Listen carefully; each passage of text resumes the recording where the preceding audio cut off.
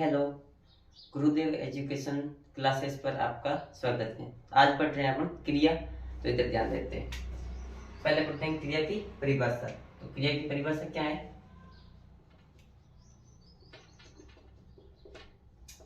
परिभाषा तो क्रिया की परिभाषा क्या? जिस वाक्य में क्रिया की परिभाषा लिखते हैं। जिस वाक्य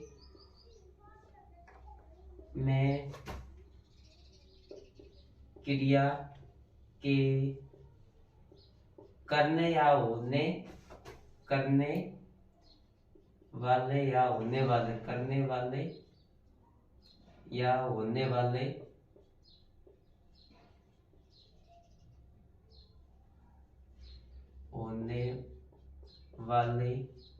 का बोध हो उसे क्रिया कहते हैं।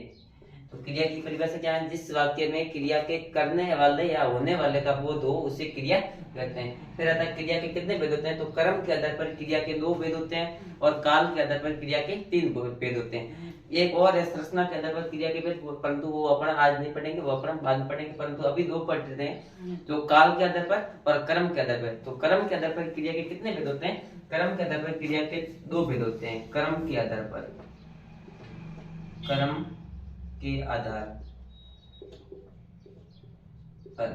तो कर्म के आधार पर क्रिया के कितने भेद होते हैं? 2 भेद होते हैं। तो कौन कौन से होते हैं? पहला भेद है अपना सकर्मक क्रिया। कौन सा होगा? सकर्मक क्रिया। सकर्मक क्रिया। और दूसरा भेद है अपना अकर्मक क्रिया।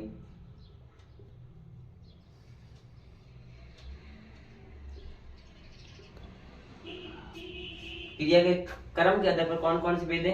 2 भेद होते हैं, सकर्मक क्रिया और अकर्मक क्रिया। अब इनकी दोनों की परिभाषा क्या है? तो सकर्मक क्रिया की परिभाषा है क्रिया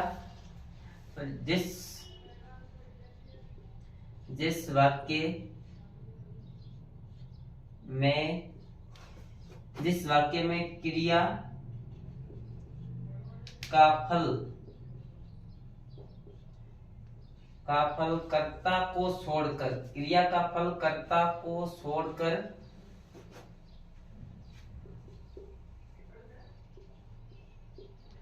कर्म पर पड़ता हो।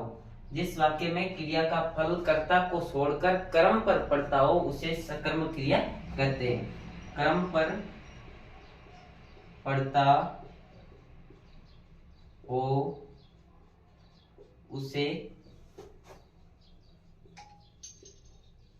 सकर्मक क्रिया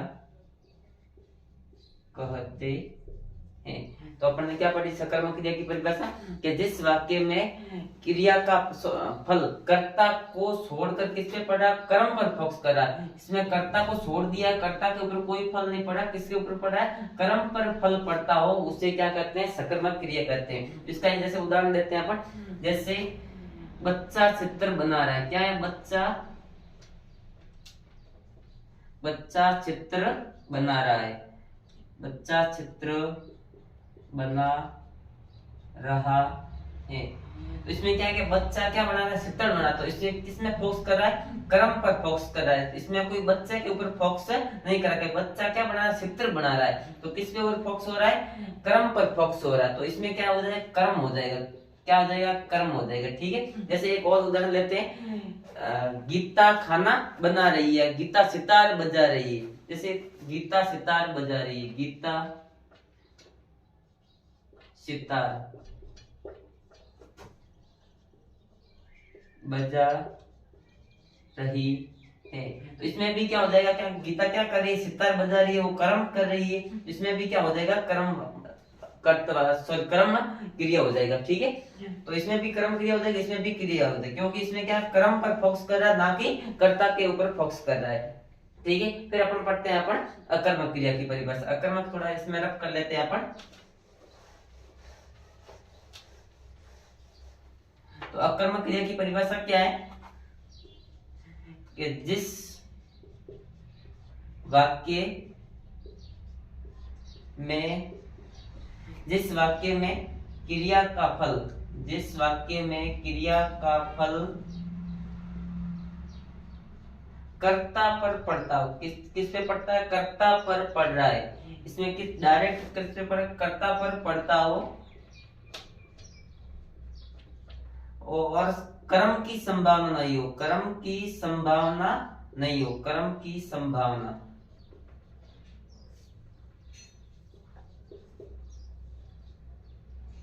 ना नहीं हो, उसे अकर्मक क्रिया कहते हैं।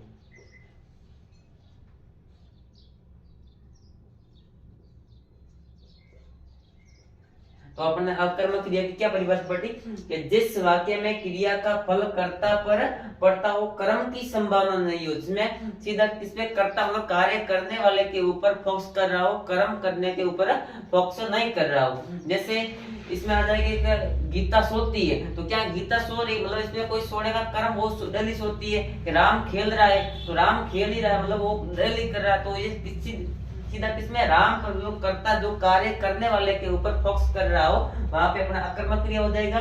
जैसे ऐसा आ जाए कि राम चित्र बना रहा है, इसमें राम चित्र क्या चित्र बना रहा है, तो मतलब कर्म के ऊपर फोकस कर रहा है, तो वहां पे अपना क्या हो जाएगा, सकर्मक क्रिया हो गई। फिर अकर्मक क्रिया जिसमें मतलब कर्ता के ऊपर फोकस कर रहा हो, कर्म के ऊपर फोकस, कर्म की कोई संभावना नहीं हो रही हो, वहां पे अपना क्या हो जाएगा, अकर्मक क्रिया हो जाएगा। जैसे अपना वाक्य लेते हैं, तो वाक्य के रूप में जैसे राम सोता है,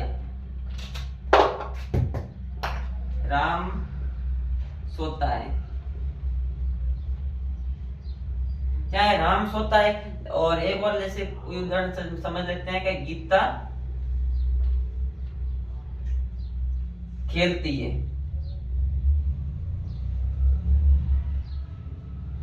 क्या है, तो राम सोता है, क्या राम मतलब इसमें क्या कर्ता के ऊपर फोकस कर, राम सोता है, किसके ऊपर फोकस कर रहा है, राम पर, मतलब राम है, राम क्या कार्य करने वाला है, कर्ता हो जाएगा, कार्य करने वाला। इसमें भी गीता कार्य कर रही, तो गीता क्या हो जाएगी, कर्ता हो जाएगी, तो इसमें भी कर्ता के ऊपर फोकस कर रहा है, उसमें भी कर्ता के ऊपर फोकस कर रहा है। तो अपन ने अपनी दो परिभाषा पढ़ी, कर्म के आधार पर और कर्म के आधार पर एक सकर्मक क्रिया, अकर्मक क्रिया। सकर्मक क्रिया की परिभाषा पढ़ी, जिस वाक्य में क्रिया का फल कर्ता को छोड़कर कर्म के ऊपर पड़ता हो, वहां पे अपन सकर्मक क्रिया हो जाएगी। फिर अकर्मक क्रिया की, जिस वाक्य में क्रिया का फल सीधा किसमें, कर्ता के ऊपर पड़ रहा हो, जिस वाक्य में क्रिया का फल कर्ता के ऊपर पड़ रहा हो, वहां पे अपना सकर्मक क्रिया, और जिसमें कर्म पर पड़ा हो वो सकर्मक क्रिया। ठीक है, फिर अपन दोनों के उदाहरण पढ़ लिए। अब पढ़ेंगे अपन कर्म के काल के आधार पर क्रिया के कितने भेद होते हैं। तो काल के आधार पर क्रिया के अपन भेद की परिभाषा यहाँ पढ़ते हैं। तो अपन पढ़ रहे हैं अपन काल के आधार पर, काल के आधार पर, काल के आधार पर।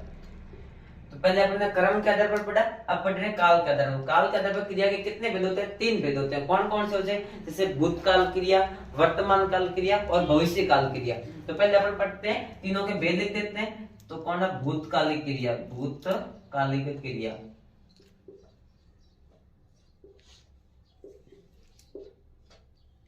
और दूसरा भेद है अपना वर्तमान कालिक क्रिया,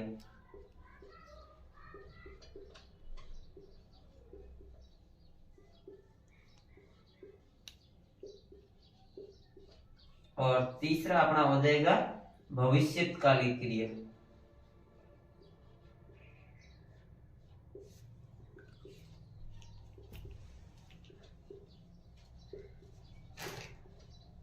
ठीक है, तो अपन काल के आधार पर क्रिया के तीन भेद लिखे। कौन सा, भूतकालिक क्रिया, वर्तमान कालिक क्रिया, भविष्यकालिक क्रिया।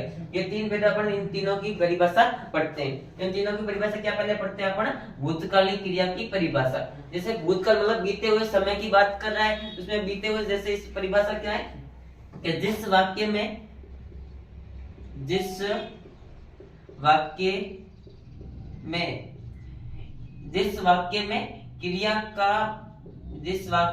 क्रिया के समय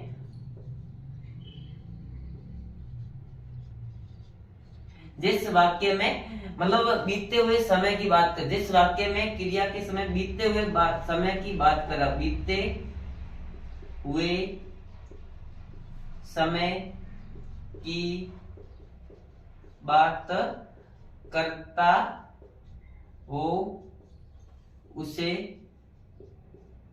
भूतकालिक क्रिया कहते हैं, भूतकालिक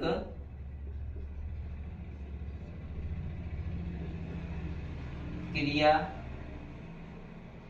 कहते हैं। इसमें क्या पढ़ा, जिस वाक्य में क्रिया के समय बीते हुए समय के बारे में बात कर रहा हूं, मतलब क्रिया के बीते हुए समय की बात कर रहा हो, जो मतलब समय बीत चुका है उसकी बात कर रहा हो, वहां पे क्या हो जाएगा, भूतकालिक क्रिया हो जाएगा। इसमें क्या भूतकाल मतलब भूत मतलब बीते हुए समय की बात कर रहा हो। जैसे अपन वाक्य के रूप में देखे तो क्या, राम कल जयपुर गया था, राम कल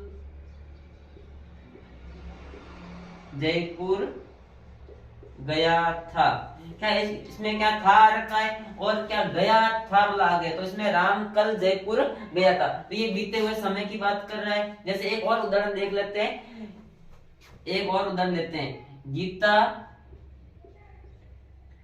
भोजन पक्का सुखी थी, गीता भोजन पक्का सुखी थी, ये भी क्या हो जाएगा, भूतकालिक क्रिया हो जाएगी। जैसे मतलब अभी से थोड़ी देर पहले की बात की गई हो, परंतु वो क्या हो जाएगी, भूतकालिक क्रिया हो जाएगी। जो अभी की बात तो मतलब अभी की खुद वर्तमान समय की बात कर रहा हो, वो वर्तमान कालिक क्रिया हो जाएगी। जो मतलब आज से 2 घंटे पहले बात की गई हो, वो क्या हो जाएगी, भूतकालिक क्रिया हो जाएगी। तो बस इतना ही, जिस वाक्य में मतलब बीते हुए समय की बात कर रहा हो, वहां पे क्या हो जाएगा, भूतकालिक क्रिया हो जाएगा। और अब फिर करते हैं अपन वर्तमान कालिक क्रिया। तो वर्तमान की परिभाषा याद रखते हैं अपन, जिस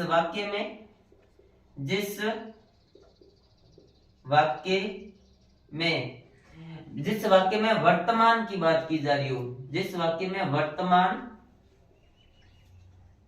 में वर्तमान या तत्काल की बात, वर्तमान या तत्काल की बात की जाती है, उसे वर्तमान काल क्रिया कहते हैं। उसे क्या कहते हैं, वर्तमान काल क्रिया कहते हैं। इसमें क्या है, जिस वाक्य में वर्तमान की बात की जा रही हो या तत्काल मतलब अभी की बात कर रहे हो वर्तमान की, तो वहां पे क्या हो जाएगा, वर्तमान क्रिया हो जाएगी। जैसे वर्तमान, जैसे वाक्य के रूप में देखें तो वाक्य क्या हो जाएगा, जैसे राम अभी बाजार जा रहा है, राम अभी बाजार जा रहा है। इसमें किसी अभी वर्तमान की बात कर रही, ना कि भूतकाल की कर रहा है, ना भविष्य की कर रहा है, किसकी कर रहा है, वर्तमान की कर रहा है। राम अभी जा रहा है, मतलब बाद में भी नहीं जाएगा, ना कभी गया था, अभी जा रहा है, मतलब वर्तमान की बात कर रहा हो, तो वहां पे अपना क्या हो जाएगा, वर्तमान कालिक क्रिया हो जाएगी। सीधा डायरेक्टली आप लोग पता चल रहा है कि इसमें अभी की बात कर रहा है, अभी मतलब अभी जा रहा है, तो क्या हो जाएगा, अपने वर्तमान काल क्रिया हो जाएगी। जैसे एक और वाक्य के रूप में देखे तो आपको बता देता हूँ, राम क्रिकेट खेल रहा है, राम क्रिकेट खेल रहा है, इसमें क्या है, राम क्रिकेट खेल रहा है, मतलब अभी खेल रहा है, ना पहले खेल रहा था, ना बाद में खेल, तो अभी क्या, अभी क्रिकेट खेल रहा है, तो इसमें भी क्या हो जाएगा, वर्तमान काल क्रिया हो जाएगा। ठीक है, फिर अपन पढ़ते हैं भविष्य कालिक क्रिया। तो भविष्य का अपन नीचे से ये रफ कर देते हैं, थोड़ा मिटा देते हैं। क्या है, फिर अपना क्या है, भविष्य कालिक क्रिया बचा, तो अपन भविष्य यहाँ पढ़ते हैं। ठीक है, भविष्य कालिक क्रिया परिभाषा यहाँ लिख देते हैं। इसमें भविष्य क्या है, जिस वाक्य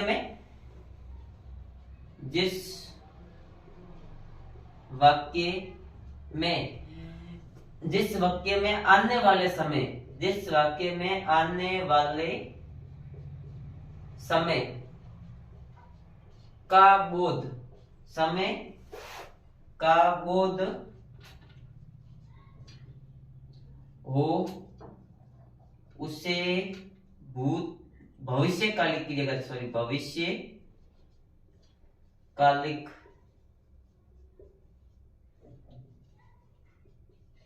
क्रिया कहते हैं। इसमें क्या पढ़ा, जिस वाक्य में आने वाले समय के बारे में बात की जा रही हो, मतलब आने वाला, अभी जो आने वाला समय उसके बारे में बात कर रहा हो, वहां पे क्या हो जाएगा, अपना भविष्य काल क्रिया हो जाएगा। ठीक है, तो भविष्य काल जैसे अपन वाक्य लेते हैं, जैसे वाक्य यहाँ पे लेते हैं अपन, तो वाक्य क्या हो जाएगा, जैसे गीता कल गीता कल जोधपुर जाएगी। गीता क्या करेगी, कल जोधपुर जाएगी। इसमें क्या आने वाले समय के बारे में बात की जा रही, जाएगी आगे मतलब जाएगी कब आता है, जब आने वाले समय के बारे में बात की जा रही हो। कब आने वाले, इसमें क्या कल भी दे रखा है और आने वाले समय के बारे में बात कर रहा है, तो मतलब क्या हो जाएगा, भविष्यकाल की क्रिया हो जाएगा। जैसे अभी एक और देते, राम गर्मियों की छुट्टियों में घूमने जाएगा। गर्मियों की छुट्टियों में घूमने जाएगा। इसमें क्या है, राम अभी गर्मियों की जो आने वाली छुट्टियां हैं उसमें क्या जाएगा, घूमने जाएगा। तो इसमें क्या आने वाले समय के बारे में बात कर रहा है, ना कि कोई भूतकाल की बात कर रहा है, ना वर्तमान की बात कर रहा है। किसकी बात कर रहा है, अपने भविष्य की बात कर रहा हो, तो वहां पे क्या हो जाएगा, अपने भविष्यकालिक क्रिया हो जाएगा। तो अपन ने क्या पढ़ा, पहले क्रिया की परिभाषा पढ़ी। क्रिया की परिभाषा क्या है, जिस वाक्य में क्रिया के करने या होने का बोध कर रहा हो, वहां पे क्या हो जाएगा, अपने क्रिया की परिभाषा यही है। फिर क्रिया के भेद, तो क्रिया के कर्म के आधार पर क्रिया के कितने भेद होते हैं, 2 भेद होते हैं। कौन कौन से, सकर्मक क्रिया, अकर्मक क्रिया। फिर काल के आधार पर क्रिया के 3 भेद होते हैं, 2 भूतकालिक, वर्तमान काल और भविष्यकालीन क्रिया होता है। एक और संरचना के आधार पर क्रिया के 5 भेद होते हैं, परंतु वो अपन इसमें नहीं पढ़ते हैं, वो अपन पढ़ेंगे बाद में। परंतु अभी अपने इतना ही पढ़ रहे हैं, जिसमें पढ़ा कर्म के आधार पर क्रिया के भेद और काल के आधार पर क्रिया के भेद, जिसमें आपको यहाँ पे करवा दिया है। ओके, फिर मिलते हैं अपन अगली क्लास में।